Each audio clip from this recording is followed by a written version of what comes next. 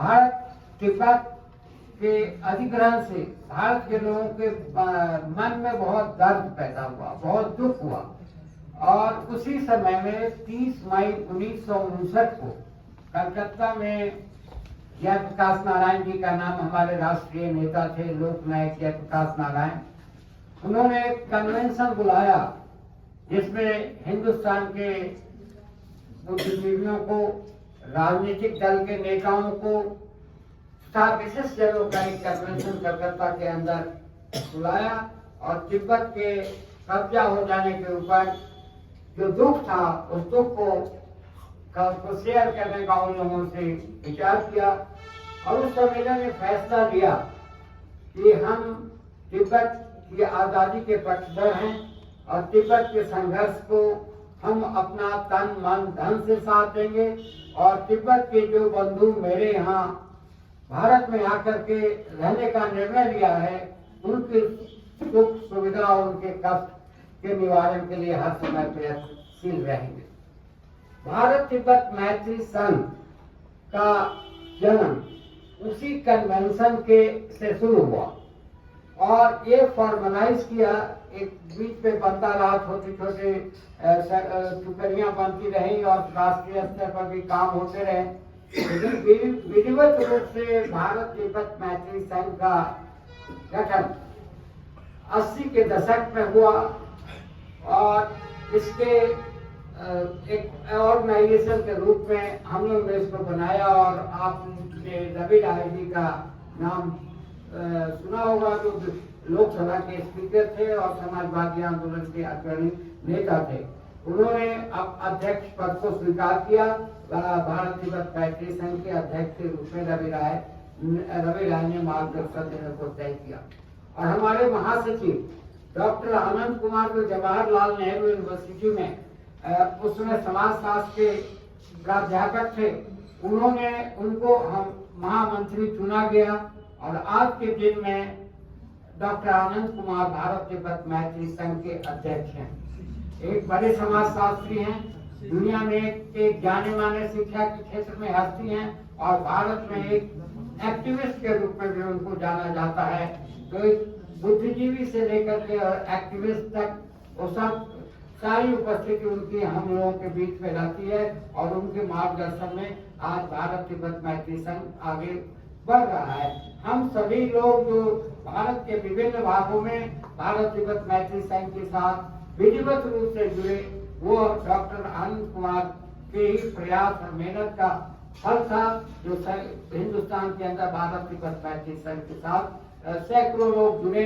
आज हमारा हिंदुस्तान के अंदर 700 जिले हैं, लेकिन हमारा 150 जिले में सक्रिय संगठन है।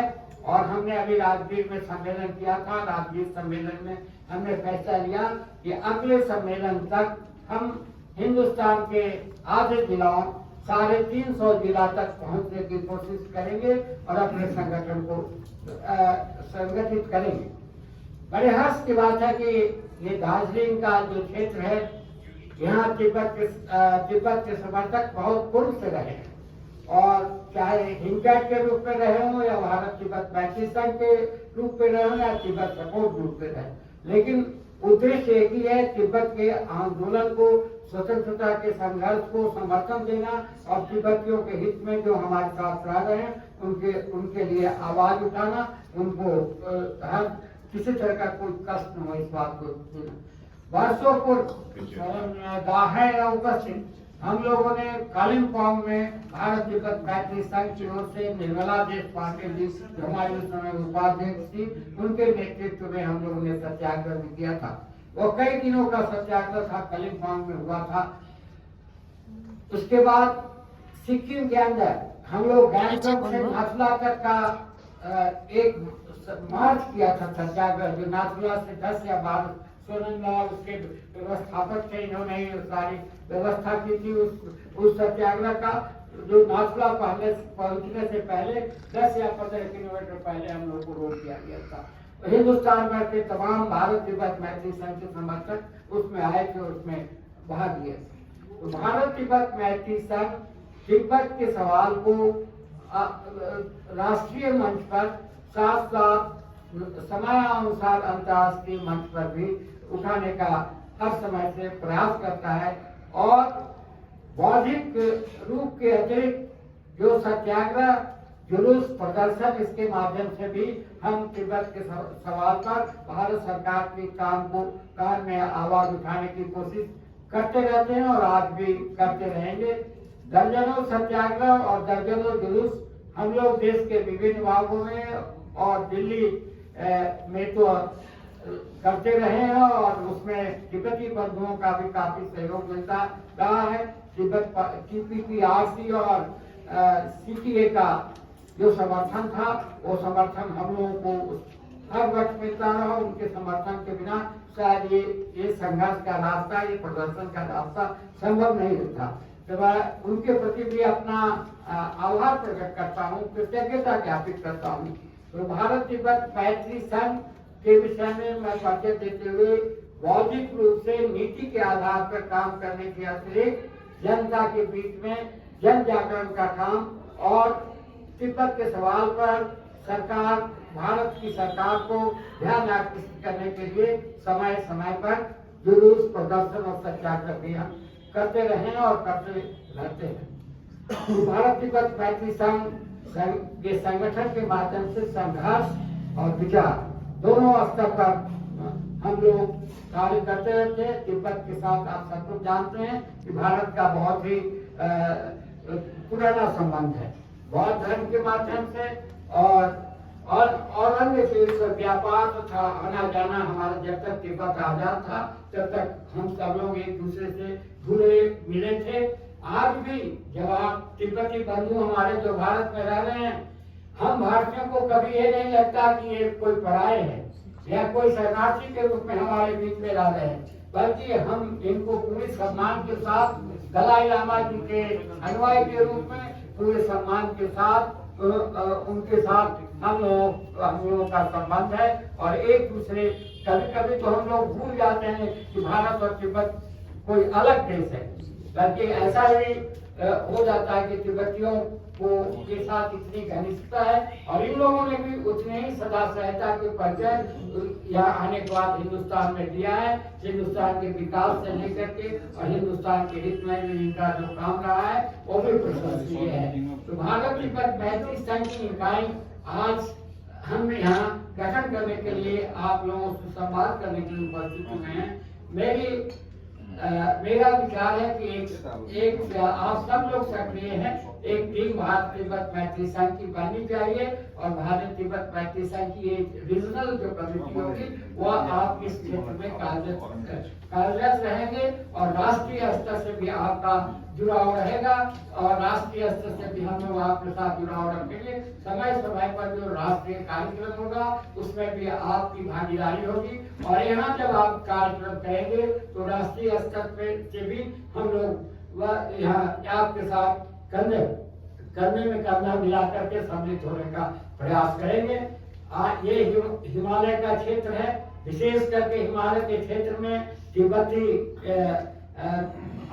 लोगों का और भारत के तिब्बत का यही मार्ग रहा है कि हम लोग एक दूसरे से जुड़े रहे हैं। इसलिए इस क्षेत्र का विशेष उत्तरदायित्व भी है कि आज जब तिब्बत के भाई बंधु संकट में हैं तो संगठित होकर के उनके साथ हम लोग अपनी एकजुटता को प्रदर्शित करें। भारत तिब्बत मैत्री संघ एक संगठन के रूप में इस मार्ग को प्रशस्त करने में आप लोगों के मार्गदर्शन में सहायक होगा।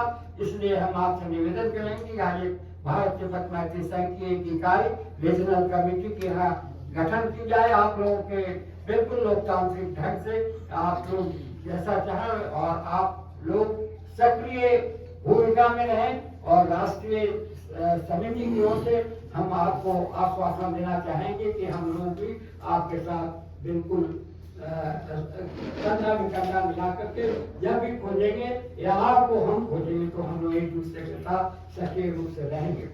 भारत तिब्बत मैत्री संघ के रवि राय और निर्मला देश पांडे, रमेश तिवारी लखनऊ के सब लोगों के अतिरिक्त हिंदुस्तान की संसद में भी भारत तिब्बत मैत्री संघ के से संबंध जो संसद के सदस्य थे पुराने काल में, उन लोग पूरी जोर शोर से आवाज उठाते रहे। उसमें आप चाहे आप MC छागला को ले लें, या दीनदयाल उपाध्याय जी को ले लें, डॉक्टर राम मनोहर लोहिया को ले लें, या जयप्रकाश जी तो संसद के सदस्य नहीं थे, लेकिन संसद के सदस्यों के साथ उनका काफी जुड़ाव था। आसाम के हेम बरुआ थे, महाराष्ट्र के नाथ पाई थे। ये सब लोगों ने अपने समय में तिब्बत के सवाल को संसद में की गूंज, कोई ऐसा सत्र नहीं गुजरता था जब ये लोग तिब्बत के सवाल को वहां नहीं चाहते थे। एक समय तो ऐसा आया कि सत्ताधारी दल कांग्रेस के सदस्य महावीर त्यागी थे, जब तिब्बत चला गया और तो उन्होंने जवाहरलाल को संसद के अंदर लटकाया और कहा कि ऐसा आपको ऐसा नहीं करना चाहिए था। जवाहरलाल जी ने इसका प्रतिवाद करते हुए उनको कहा कि साहब, अगर ऐसा आप हम लोग इस तरह से परेशान करेंगे तो मैं त्याग पत्र दे दूंगा प्रधानमंत्री के पद से। महावीर त्यागी ने कहा हमको तो आप दे दीजिए त्याग पत्र, देश रहेगा तभी तो प्रधानमंत्री है, प्रधानमंत्री से देश नहीं है, देश से प्रधानमंत्री है। और अगर देश के हित में आपका त्याग पत्र की आवश्यकता होगी तो आप कोई इंडिस्पेंसेबल पर्सनैलिटी नहीं है इस देश के लिए जो आपको छोड़ा नहीं जा सकता है। उसी तरह से मैं चीनी आंदोलन के समय में भी संसद ने जवाहरलाल से कहा कि इस हार की जिम्मेदारी किसी के ऊपर तो आएगी, आपको जिम्मेदारी तय करनी चाहिए, इसका जिम्मेदार प्रधानमंत्री है। अगर प्रधानमंत्री समझता है कि हम नहीं जिम्मेदार है तो उसकी टीम में सेना का मुख्य, रक्षा मंत्री और सब में कोई न कोई तो इसकी जिम्मेदारी लेगा। और हम वीके कृष्ण मेनन उस समय रक्षा मंत्री थे, कहा कि इनको हम इसके लिए जिम्मेदार मानते हैं और वीके कृष्ण मेनन के त्याग पत्र की मांग करते हैं। वीके कृष्ण मेनन आप सभी जानते होंगे जवाहरलाल के नाक के बाल थे। जवाहरलाल नहीं चाहते थे कि वीके मेनन इस्तीफा करें, लेकिन उन्होंने कहा कि अगर वीके कृष्ण मेनन की इस्तीफा अगर आप हमसे मांगिएगा तो हम इस्तीफा दे देंगे। तो फिर महावीर त्यागी ने उस अपनी बात को दोहराते हुए कहा तो आप इस्तीफा कर दीजिए। जब देश का इतना बड़ा हिस्सा चीन के कब्जे में चला गया तो प्रधानमंत्री और रक्षा मंत्री रह के क्या करेगा, किस काम का होगा। इसलिए अगर आप रक्षा मंत्री को हम लोग जिम्मेदार मानते हैं, अगर आप मानते हैं कि रक्षा मंत्री जिम्मेदार नहीं है तो प्रधानमंत्री जिम्मेदार है इस बात के लिए और आपको त्याग पत्र दे देना चाहिए। तो इस तरह से जो है संसद के अंदर में आजकल संसद में कुछ कम बात होता है। जब से वैश्वीकरण लागू हुआ, ग्लोबलाइजेशन, तब से हमारे सांसद और राजनेता आर्थिक मामलों में ज्यादा मशगूल हो गए। जो देश का राजनीतिक मामला है, देश का रक्षा का मामला है, उसके ऊपर थोड़ा कम ध्यान देने लगे। आजकल फाइनेंशियल मैटर्स में चाइना के साथ कैसे व्यापार को बढ़ाया जाए, या दुनिया में कैसे आर्थिक रूप से हम तीसरा, दूसरा, पहला स्थान प्राप्त कर सके, इस बात की ओर हम लोग का ध्यान आज ज्यादा जा रहा है। लेकिन आप विचार करें कि हम आर्थिक रूप से कितने भी सबल हो जाएंगे, लेकिन अगर हम अपने दुश्मन के सामने हमारे साथ जो दुश्मन का व्यवहार करता है उसके साथ अगर हम डट करके मुकाबला नहीं करेंगे तो हमारी आर्थिक सुदृढ़ता किस काम की होगी। अभी पिछले सोमवार को आप सब लोगों ने अखबार में पढ़ा होगा कि एक नक्शा जारी किया है चीन के सरकार ने, अभी पिछले सोमवार को उसमें दिखलाया है कि अरुणाचल को पूरा गायब कर दिया। कहा कि अरुणाचल जो है चीन का हिस्सा है। अब उसके नक्शे में अभी अरुणाचल भारत में कहीं दिखाई नहीं दे रहा है। और हमारी सरकार आज सोमवार से आज बृहस्पतिवार, बुधवार है ना, हाँ, तो 2 दिन 48 घंटे बीत गए, लेकिन हमारी सरकार की तरफ से कोई प्रतिक्रिया उस नक्शे के ऊपर नहीं आया है। तो ये कितना गंभीर बात है, जिस बात को हम लोगों को सोचना पड़ेगा कि भारत की अखंडता, भारत की सीमा आज नहीं है अगर तिब्बत स्वतंत्र और आजाद नहीं है। तो भारत तिब्बत मैत्री संघ इस दिशा में इसके लिए प्रयासरत है और आप सबों से आज हम अनुरोध करने के लिए उपस्थित है कि आप लोगों के समर्थन के बिना, हिमालयी क्षेत्र में बिना तिब्बत समर्थन को जागृत किए हुए, जन जागरण पैदा किए हुए और समर्थन प्राप्त किए हुए हम इसको लेकर के आगे नहीं बढ़ सकते हैं। परम पावन दलाई लामा जी, सामोंग रिम्पोचे जी, सब लोगों का कहना है कि दुनिया में अंतर्राष्ट्रीय समर्थन हमको प्राप्त हो सकता है, लेकिन हमारे संघर्ष में जब तक भारत का महत्वपूर्ण योगदान नहीं होगा तब तक हम अंतिम जगह पर नहीं पहुंच सकते। तो ये कोर ग्रुप की जो स्थापना 2003 में, कोर ग्रुप में आता हूँ, रेवाड़ी में हुई थी। प्रोफेसर साउंडन रिम्पोचे उस समय कालन त्रिपा थे, उस समय सिकोम का पद नहीं था सीटीएम में, कालन त्रिपा का पद था। कालन त्रिपा के रूप में उन्होंने कहा कि बहुत सारे संगठन, पहले तो एक भारत तिब्बत मैत्री संघ ही था जो समर्थक समूह के रूप में काम कर रहा था, उसी के छतरी के नीचे सभी लोग काम कर रहे थे। लेकिन धीरे धीरे तिब्बत पर जागरूकता बढ़ी तो विभिन्न जगहों पर क्षेत्रीय और दूसरे राष्ट्रीय संगठन भी बनने लगे। अब उनके कार्यक्रम में समन्वय की जरूरत थी कि हम भी दार्जिलिंग में आकर के मीटिंग कर रहे हैं और दार्जिलिंग में आकर के दूसरा समूह में मीटिंग कर रहे हैं, और एक ही बात को हम लोग दोहरा रहे हैं। हम में से 2 आदमी उस बैठक में आ रहा है, आप में से 50 आदमी उसमें आ रहा है, 25 आदमी, तो उस बात इसको समन्वय करने की जरूरत है। एक तरह का कार्यक्रम अगर समर्थक समूह कहीं करता है तो उनके बीच में समन्वय हो। अगर भारत तिब्बत मैत्री संघ दार्जिलिंग में ज्यादा संगठित है और दूसरे समर्थक समूह कम संगठित हैं, उन कार्यक्रमों के साथ भारत तिब्बत मैत्री संघ उन संगठनों को भी जमा करे, उनके समन्वय करके उनके साथ काम करने की कोशिश करें।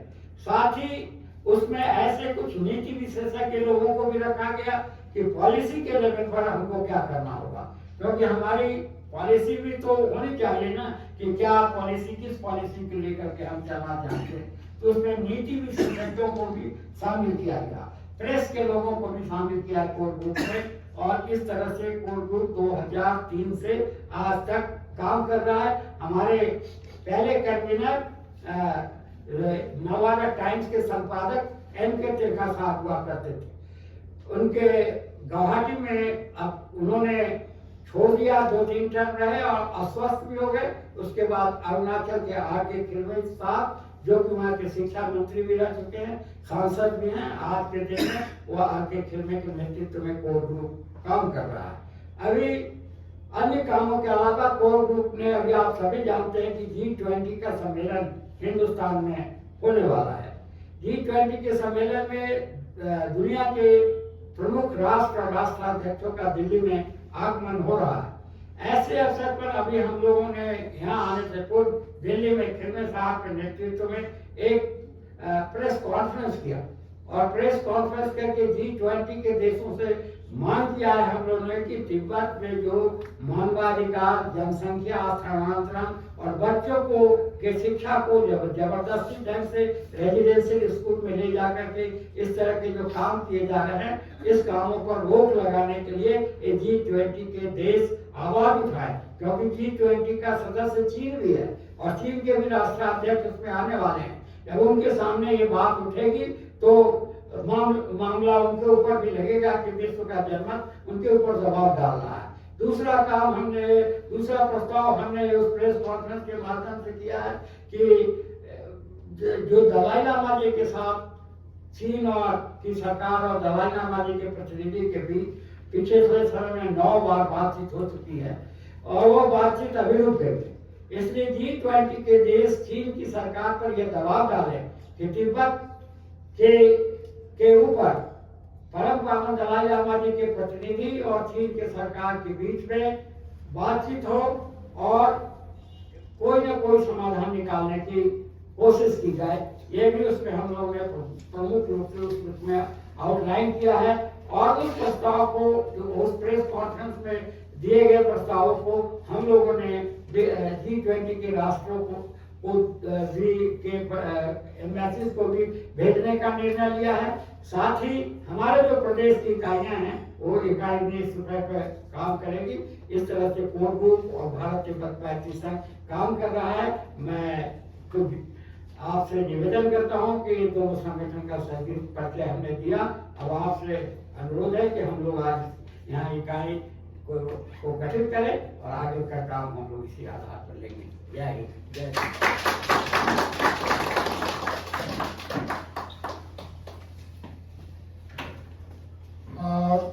आज के मुख्य अतिथि